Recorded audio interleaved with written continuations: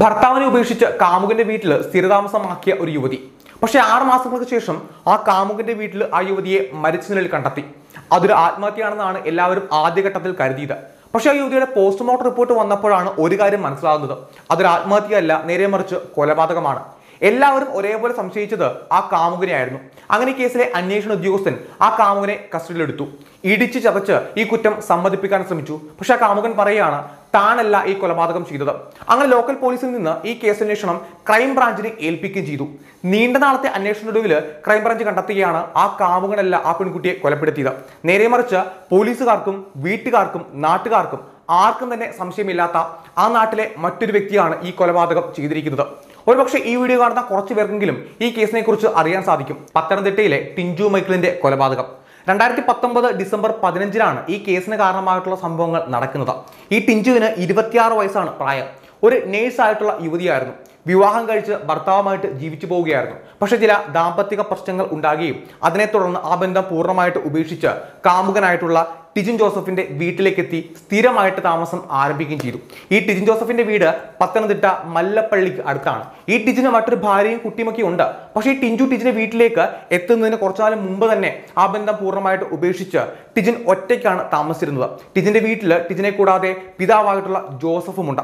അങ്ങനെ വീട്ടിലേക്ക് എത്തി ടിഞ്ചു സ്ഥിരമായിട്ട് താമസിക്കാൻ ആരംഭിച്ചപ്പോൾ തന്നെ ടിഞ്ചുവിന്റെ വീട്ടുകാർക്ക് അതിൽ ശക്തമായിട്ടുള്ള എതിർപ്പുണ്ടായിരുന്നു. ടിഞ്ചുവിന്റെ വീട്ടുകാർക്ക് മാത്രമല്ല, ടിജിന്റെ പിതാവായിട്ടുള്ള ജോസഫിനും അതിൽ ശക്തമായിട്ടുള്ള എതിർപ്പുണ്ടായിരുന്നു. അതിലൊരു കേസ് കൊടുത്തിരുന്നു. പക്ഷേ ടിഞ്ചുവിന്റെ താല്പര്യം ടിജിന്റെ കൂടെ തന്നെ താമസിക്കാനായിരുന്നു. അങ്ങനെ അവർ ഒരുമിച്ച് താമസിച്ച് പോവുകയും ചെയ്തു. ഈ ടിജിന്റെ പ്രധാനപ്പെട്ട തൊഴിൽ എന്ന് പറയുന്നത് ഓട്ടോ ഓടിക്കലായിരുന്നു. ഏകദേശം 6 മാസക്കാലം ഒരു ഭാര്യ ഭർത്താക്കന്മാരെ പോലെ ഈ ടിഞ്ചുവും ടിജിനും ഒരുമിച്ച് ആ വീട്ടിൽ താമസിക്കുകയും ചെയ്തു.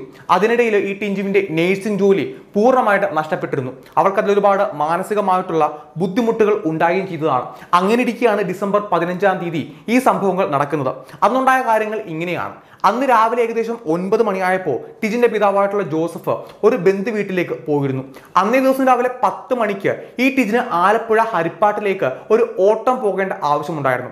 അങ്ങനെ ഇരിക്കെ ഏകദേശം 9:45 ആയപ്പോൾ ആ വീട്ടിലേക്ക് ആ നാട്ടിൽ തന്നെയുള്ള നസീർ എന്ന് പറഞ്ഞ വ്യക്തി വരികയാണ്. ഈ നസീറിന്റെ പ്രധാനപ്പെട്ട തൊഴിൽ എന്ന് പറയുന്നത് തടിക്കച്ചവടമാണ്. ഈ ടിജിന്റെ വീടിന്റെ പിൻവശത്തായിട്ട് കുറച്ച് തടി കിടപ്പുണ്ടായിരുന്നു. അതെടുക്കാൻ വേണ്ടിയിട്ടാണ് ഈ നസീർ ആ വീട്ടിലേക്ക് എത്തിയത്. അപ്പോൾ ടിജിന്റെ മറുപടി ഇങ്ങനെയായിരുന്നു: താൻ 10 മണിയാകുമ്പോൾ ദൂരത്തേക്ക് ഒരു ഓട്ടം പോവുകയാണ്. അത് മാത്രമല്ല, തന്റെ പിതാവ് ഈ സ്ഥലത്ത് ഇല്ല. അതുകൊണ്ട് വൈകുന്നേരം വന്നു കഴിഞ്ഞാൽ ഈ കാര്യത്തെപ്പറ്റി കൂടുതലായിട്ട് സംസാരിക്കാം. അങ്ങനെ ടിജിൻ പറഞ്ഞതനുസരിച്ച് നസീർ ആ വീട്ടിൽ നിന്ന് പോവുകയും ചെയ്തു. നസീറിന്റെ ഒപ്പം തന്നെ ടിജിനും ആ വീട്ടിൽ നിന്ന് ഇറങ്ങി. ടിജിൻ ആ വാഹനത്തിൽ മുന്നോട്ട് പോകുന്ന സമയത്ത് ഈ നസീർ ക്രോസ് ചെയ്ത് വരികയും വൈകുന്നേരം കാണാമെന്ന് കൈ കാണിച്ച് പറഞ്ഞുകൊണ്ട് മുന്നോട്ട് പോവുകയും ചെയ്തു. അങ്ങനെ ഉച്ച കഴിഞ്ഞപ്പോൾ ജോസഫ് ആ വീട്ടിലേക്ക് തിരികെ എത്തി. വീടിന്റെ മുൻവശത്തെ വാതിൽ അവിടെ കൂട്ടിക്കിടക്കുകയാണ്. ഒരുപാട് തവണ കൊട്ടി വിളിച്ചിട്ടും ഈ ടിഞ്ചുവിന്റെ അനക്കമൊന്നും കണ്ടില്ല. അങ്ങനെ ചില സംശയങ്ങൾ തോന്നിയിട്ട് ഈ ജോസഫ് ജനാല വഴി അകത്തേക്ക് നോക്കിയാണ്. അപ്പോഴാണ് ഞെട്ടിക്കുന്ന ആ കാഴ്ച കാണുന്നത്. ടിഞ്ചു കട്ടിലിന്റെ മുകളിലായിട്ട് അവിടെ തൂങ്ങി മരിച്ചു കിടക്കുകയാണ്. ഉടനെ ജോസഫ് അയൽവാസികളെയൊക്കെ വിളിച്ചുകൂട്ടി. അയൽവാസികളെ വീട്ടിലേക്ക് ഓടിയെത്തുകയും ചെയ്തു. പക്ഷേ അതിനോടകം തന്നെ ടിഞ്ചു മരിച്ചു കഴിഞ്ഞിട്ടുണ്ടായിരുന്നു. ഈ ജോസഫും ടിജിനുമൊക്കെ കരുതിയത് ടിഞ്ചു ആത്മഹത്യ ചെയ്തു എന്നാണ്. കാരണം കുറച്ചു കാലങ്ങൾക്ക് മുമ്പ് ഈ ടിഞ്ചുവിന്റെ ജോലി നഷ്ടപ്പെട്ടതിന്റെ പേരിൽ ഒരുപാട് മാനസികമായിട്ടുള്ള ബുദ്ധിമുട്ടുകൾ ഉണ്ടാകുകയും കയ്യിലെ ഞരമ്പ് മുറിച്ച് ആത്മഹത്യക്ക് ഒരു ശ്രമം നടത്തുകയും ചെയ്തതാണ്. ആ കാര്യങ്ങൾ അറിയാവുന്നതുകൊണ്ടാണ് അതൊരു ആത്മഹത്യയാണെന്ന് ഈ ടിജിനും പിതാവായിട്ടുള്ള ജോസഫും കരുതിയത്. പക്ഷേ ടിഞ്ചുവിന്റെ മാതാപിതാക്കൾ പറയുന്നത് അതൊരു ആത്മഹത്യയല്ല, നേരെ മറിച്ച് കൊലപാതകമാണെന്നാണ്. ആ കൊലപാതകം ചെയ്തത് ഈ ടിജിനും പിതാവായിട്ടുള്ള ജോസഫാണെന്ന് ചൂണ്ടിക്കാണിച്ചുകൊണ്ട് പെരുമ്പട്ടി പോലീസ് സ്റ്റേഷനിൽ ഒരു പരാതി നൽകുകയും ചെയ്തു. ആ കേസിന്റെ അന്വേഷണം ആരംഭിച്ച ആ സമയത്ത് തന്നെ ഈ ടിഞ്ചുവിന്റെ പോസ്റ്റ്മോർട്ടം റിപ്പോർട്ട് വന്നു. പോസ്റ്റ്മോർട്ടം റിപ്പോർട്ടിനകത്ത് ഒരു കാര്യം വളരെ വ്യക്തമായിട്ട് പറയുന്നുണ്ട്: ഈ ടിഞ്ചുവിൻ്റെത് ആത്മഹത്യയല്ല, നേരെ മറിച്ച് കൊലപാതകമാണ്. അതും വളരെ ക്രൂരമായിട്ടുള്ള ബലാത്സംഗത്തിന് ഇരയാക്കിയിട്ടാണ് ആ പെൺകുട്ടിയെ കൊലപ്പെടുത്തിയിരിക്കുന്നത്.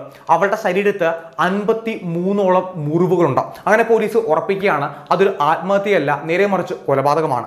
ആ കൊലപാതകം ചെയ്തിരിക്കുന്നത് കാമുകനായിട്ടുള്ള ടിജിൻ തന്നെയാണെന്ന് പോലീസ് അവിടെ ഉറപ്പിച്ച് പറയുകയും ചെയ്തു. അങ്ങനെ പെരുമ്പട്ടി പോലീസ് സ്റ്റേഷനിലെ SI ആയിട്ടുള്ള ഷെരീഫ് കുമാർ ഈ ടിജിനെ കസ്റ്റഡിയിലെടുത്ത് ചോദ്യം ചെയ്തു. ഈ ഷെരീഫ് കുമാർ പറയുന്നത് ഈ ടിജിനും പിതാവായിട്ടുള്ള ജോസഫും ചേർന്നുകൊണ്ട് തന്നെയാണ് ടിഞ്ചുവിനെ കൊലപ്പെടുത്തിയതെന്നാണ്.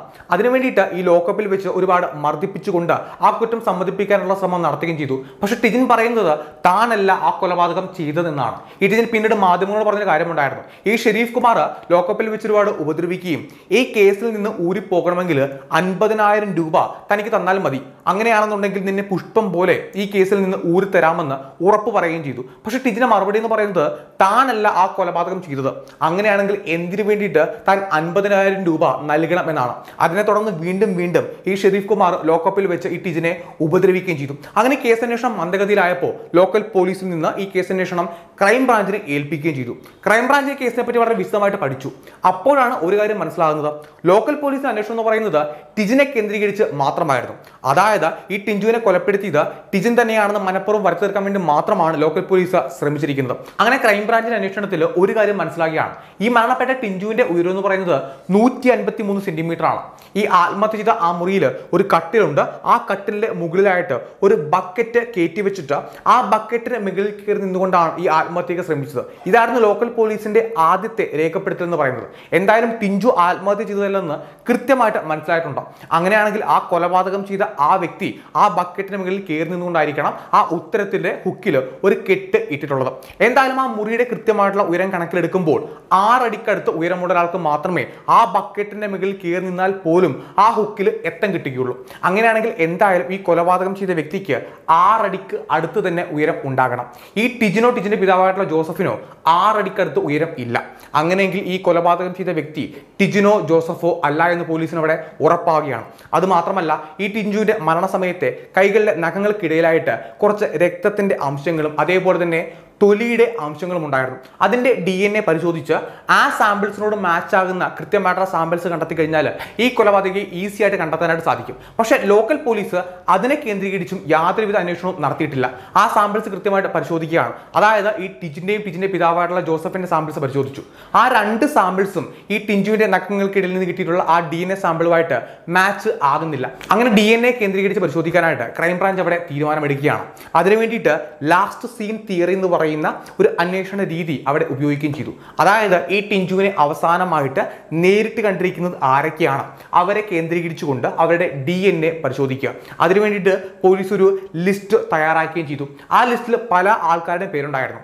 ഈ ജോസഫിനും ടിജിനും സംശയം തോന്നിയ പല ആൾക്കാരുടെ പേരും അതിനകത്ത് ഉൾപ്പെടുത്തിയിരുന്നു. അതിൽ പ്രധാനമായിട്ടും ഈ ജോസഫിന്റെ വീടിന് തൊട്ടടുത്തുള്ള ഒരു അയൽവാസിയുടെ പേരുണ്ടായിരുന്നു. ആ അയൽവാസിയുടെ DNA സാമ്പിൾ പരിശോധിച്ചു. പക്ഷെ ആ DNA സാമ്പിളുമായിട്ടും ഈ ടിഞ്ചുവിന്റെ ആ നഖങ്ങൾക്കിടയിൽ നിന്ന് കിട്ടിയ ആ DNA സാമ്പിൾ മാച്ച് ആകുന്നില്ല. അങ്ങനെ ടിഞ്ചുവിന്റെ ലാസ്റ്റ് സീൻ പരിശോധിച്ചപ്പോൾ അതിനകത്ത് നസീറിന്റെ പേരുമുണ്ടായിരുന്നു. പക്ഷെ നസീറിന് യാതൊരുവിധ സംശയവും ഈ ടിജിന്റെ പിതാവായിട്ടുള്ള ജോസഫിനോ ആ നാട്ടുകാർക്കോ ആർക്കും തന്നെ ഇല്ല. അതിന് പ്രധാനപ്പെട്ട കാര്യം കൂടി ഉണ്ട്. ഈ നസീർ അവസാനമായിട്ട് ആ വീട്ടിലേക്ക് എത്തിയ സമയത്ത് ടിജിൻ ആ വീട്ടിൽ നിന്ന് പുറത്തേക്ക് ഇറങ്ങിയായിരുന്നു. മാത്രമല്ല, ടിജിൻ വീട്ടിൽ നിന്ന് പുറത്തേക്ക് ഓട്ടം ഓടി പോകുന്ന സമയത്ത് ഈ നസീർ പാസ് ചെയ്ത് പോകുന്നത് ഈ ടിജിൻ നേരിട്ട് കണ്ടതുമാണ്. പക്ഷെ എന്താണെന്ന് പറഞ്ഞാലും ഈ നസീറിന്റെ DNA അവിടെ പരിശോധിച്ചേ മതിയാകുകയുള്ളൂ. അങ്ങനെ നസീറിനെ നേരിട്ട് വിളിപ്പിക്കുകയും ചെയ്തു. അപ്പൊ നസീർ പറയുന്നത് തനിക്ക് കുത്തിവെപ്പ് ഭയങ്കര പേടിയാണ്, കുത്തിവെച്ച് കഴിഞ്ഞാൽ താൻ തല കറങ്ങി താഴ്ത്തി വീഴും. പക്ഷെ ക്രൈംബ്രാഞ്ച് പറയുകയാണ് എന്തായാലും DNA പരിശോധിച്ചേ മതിയാകുകയുള്ളൂ. അങ്ങനെ നസീറിന്റെ DNA പരിശോധിക്കുകയും ചെയ്തു. അപ്പോഴാണ് ഞെട്ടിക്കുന്ന ആ വിവരം പുറത്തു വരുന്നത്.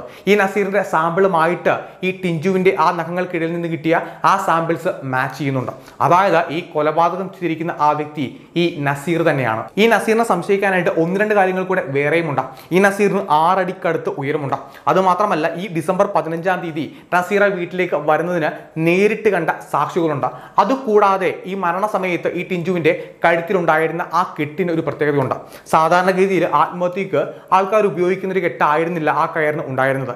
നേരെ മറിച്ച് കയർ എപ്പോഴും കൈകാര്യം ചെയ്യുന്ന ഒരു വ്യക്തി എങ്ങനെയാണോ ഒരു കെട്ടിടുന്നത് ആ രീതിയിലായിരുന്നു ആ ആത്മഹത്യക്ക് ശ്രമിച്ചു എന്ന് പറയുന്ന ആ ഒരു ചരടിലെ കെട്ട് ഉണ്ടായിരുന്നത്. ഈ നസീർ എന്ന് പറയുന്നത് ഒരു തടിക്കച്ചവടക്കാരനാണ്, എപ്പോഴും തടിയിൽ കെട്ടിടുന്ന ഒരു വ്യക്തിയാണ്. ആ രീതിയിലുള്ള ഒരു കെട്ടായിരുന്നു ഈ ടിഞ്ചുവിന്റെ ആ ആത്മഹത്യ ചെയ്യാൻ ഉപയോഗിച്ചു എന്ന് പറയുന്ന, അല്ലെങ്കിൽ ആ കൊലപാതകത്തിന് വേണ്ടിയിട്ട് ഉപയോഗിച്ച ആ ചരടിലെ കെട്ട്. ഈ കാര്യങ്ങളെല്ലാം പരിഗണിച്ചുകൊണ്ടാണ് കൃത്യമായിട്ട് ഈ നസീർ തന്നെയാണ് യഥാർത്ഥ കൊലപാതകിയെന്ന് പോലീസിന് ഉറപ്പായത്. അങ്ങനെ ക്രൈംബ്രാഞ്ച് നസീറിനെ ചോദ്യം ചെയ്തു. ആദ്യ സമയത്ത് ഈ നസീർ പറഞ്ഞത് താനല്ല ആ കൊലപാതകം ചെയ്തത്, തനിക്ക് അതുമായിട്ട് ബന്ധപ്പെട്ട് യാതൊരു കാര്യങ്ങളും അറിയില്ല എന്നാണ്. പക്ഷെ ക്രൈംബ്രാഞ്ചിന്റെ ചോദ്യം ചെയ്യുന്ന രീതി പൂർണ്ണമായിട്ട് മാറിയപ്പോൾ നസീർ കുറ്റം സമ്മതിക്കുകയാണ്, താൻ തന്നെയാണ് ആ കൊലപാതകം ചെയ്തത്. അത് എങ്ങനെയാണെന്ന് നസീർ വിവരിക്കുകയാണ്. ഈ ഡിസംബർ 15-ാം തീയതി രാവിലെ തന്നെ നസീർ ഈ ടിജിന്റെ വീട്ടിലേക്ക് എത്തിയിരുന്നു. തടിയെടുക്കാൻ വേണ്ടിയിട്ടാണ് അവിടെ വന്നത്. പക്ഷെ ആ സമയത്ത് ജോസഫ് എന്ന് പറയുന്ന ആ ഗൃഹനാഥൻ ആ വീട്ടിൽ നിന്ന് ഈ നസീറിന് കൃത്യമായിട്ട് ബോധ്യപ്പെടുകയാണ്. അത് മാത്രമല്ല, ടിജിൻ കുറച്ച് സമയം കഴിയുമ്പോൾ ആ വീട്ടിൽ നിന്ന് പോകുമെന്നും ഈ നസീറിന് കൃത്യമായിട്ട് അറിയാമായിരുന്നു. നസീറിന് അവിടെ ഒരു കാര്യം കൂടെ ഉറപ്പാണ്, അങ്ങനെയെങ്കിൽ ആ വീട്ടിൽ ഏകദേശം വൈകുന്നേരം സമയം വരെ ഈ ടിഞ്ചു എന്ന് പറയുന്ന ആ യുവതി ഒറ്റയ്ക്കായിരിക്കും. അങ്ങനെ നസീർ ആ വീട്ടിൽ നിന്ന് പോയി ഈ ടിജിനെ പാസ് ചെയ്ത് ആ വണ്ടിയുമായിട്ട് മുന്നോട്ട് പോയി. പക്ഷെ കുറച്ച് സമയം കഴിഞ്ഞ് മദ്യപിച്ച് ആ വീട്ടിലേക്ക് തിരികെ എത്തുകയും ചെയ്തു. ആ സമയത്ത് ടിഞ്ചു എന്ന് പറയുന്ന ആ യുവതി ആ വീട്ടിൽ ഒറ്റയ്ക്കായിരുന്നു. അങ്ങനെ അടുക്കള വാതിൽ വഴി അകത്തേക്ക് കയറുകയും ചെയ്തു. ആ സമയത്ത് ശക്തമായിട്ടുള്ള മഴയുണ്ടായിരുന്നു. അതുകൊണ്ട് അയൽവാസികൾ ആരും തന്നെ ഉച്ചയും ബഹളമൊന്നും പുറത്തേക്ക് കേട്ടുന്നുമില്ല. അങ്ങനെ ടിഞ്ചുവിന്റെ വാ പൊത്തിപ്പിടിച്ചുകൊണ്ട് കട്ടിലേക്ക് ചേർത്ത് തല ഇടിപ്പിക്കുകയും ചെയ്തു. ആ സമയത്ത് സ്വല്പം ബോധം പോവുകയും ചെയ്തു. അങ്ങനെ അവിടെ വെച്ച് വളരെ ക്രൂരമായിട്ടുള്ള ബലാത്സംഗത്തിന് ഇരയാക്കുകയും അതിനുശേഷം ആ പെൺകുട്ടിയെ കൊലപ്പെടുത്തുകയും ചെയ്തു. ഈ കൊലപാതകത്തിന് ശേഷം അതൊരു ആത്മഹത്യയാണെന്ന് തീർക്കാൻ വേണ്ടിയിട്ട് ആ കട്ടിലിന്റെ മുകളിൽ ഒരു ബക്കറ്റ് എടുത്തു വെച്ച് ഒരു കുരു കിട്ടിക്കൊണ്ട് ഈ ടിഞ്ചുവിന്റെ ശരീരം അവിടെ ഒരു ഹുക്കിൽ ഹാങ് ചെയ്ത് തൂക്കി വെക്കുകയും ചെയ്തു. ഈ നസീറിന് ഒരു കാര്യത്തിൽ വളരെ ഉറപ്പായിരുന്നു, ഈ കേസ് അന്വേഷണം എന്തായാലും തന്നിലേക്ക് വരികയില്ല. ലോക്കൽ പോലീസിന്റെ അന്വേഷണം എന്ന് പറയുന്നത് ടിജിനെ കേന്ദ്രീകരിച്ച് മാത്രമായിരുന്നു. മനഃപൂർവ്വം തന്നെ ടിജിനെ പ്രതിയാക്കാനാണ് ലോക്കൽ പോലീസ് ശ്രമിക്കുകയും ചെയ്തത്. എന്തായാലും ആ SI ഇപ്പോൾ അന്വേഷണ വിധേയമായിട്ട് സസ്പെൻഡ് ചെയ്തിരിക്കുകയാണ്. അതിനെപ്പറ്റിയുള്ള കൂടുതൽ കാര്യങ്ങൾ ആർക്കെങ്കിലും അറിയാമെങ്കിൽ കമന്റ് ബോക്സിൽ ഒന്ന് കമന്റ് ചെയ്യുക. മറ്റൊരു വീഡിയോ ആയിട്ട് വീണ്ടും കാണാം. This is me Sijo John. See U.